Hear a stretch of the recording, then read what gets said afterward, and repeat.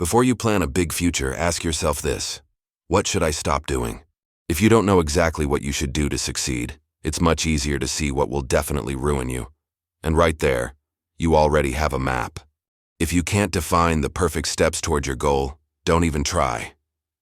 That's the most common trap. People get stuck searching for the perfect strategy, the perfect moment, the perfect version of themselves. But the solution is often on the opposite side. Ask yourself, what is guaranteed not to take me where I want to go? Literally, which behaviors, habits, and decisions are holding me down? Then eliminate them. This is called inversion thinking, and it's been used by people who went very far. Charlie Munger, Warren Buffett's partner, once said, "Show me how to fail for sure, and I'll do the opposite." He wasn't chasing perfect moves. He focused on avoiding stupid mistakes. Debt, ego, bad partners, short-term thinking, remove just those, and you're already ahead of 90% of people. Most people think progress comes from setting bigger, more ambitious goals, so they push harder, force more, squeeze themselves. But real progress often happens on the other side, the side of what you stop doing. Just because you can do something doesn't mean you should. Out of habit, fear of missing out, people waste time, energy, and focus on things that clearly aren't part of the solution.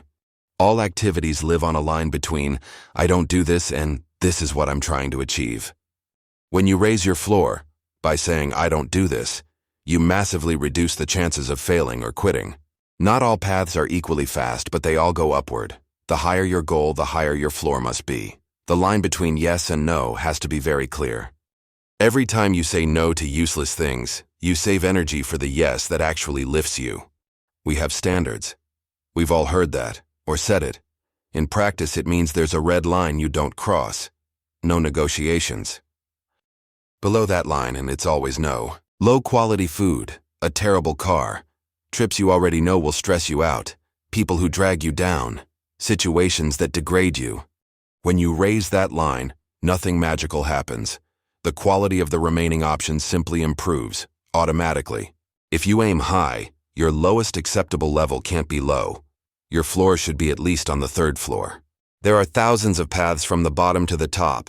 Some are dead ends, some look attractive but don't go far. If your floor is high enough, you don't even consider them. You neutralize them in advance.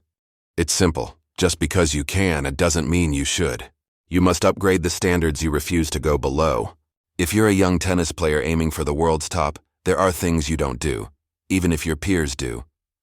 No partying, no late nights with Netflix, no skipping training, no wasting time. Not because you're better than them, but because you have a mission. Inversion thinking in practice means this. Instead of asking, how do I improve my life, my business, my relationship? Ask, how could I destroy it as fast as possible? Then don't do those things. How do relationships fail? Disrespect, contempt, silence, cheating, constant conflict. Good. Now do the opposite, or at least eliminate those behaviors. How do businesses fail? Ignoring clients, missing deadlines, low-quality delivery, unpaid obligations, bad treatment of people. Sometimes just removing these is enough for the business to breathe again. The same applies to health. We all know what the last decade of life nobody wants looks like. Weakness, illness, dependence, loneliness. If you know that, why do things that lead you there?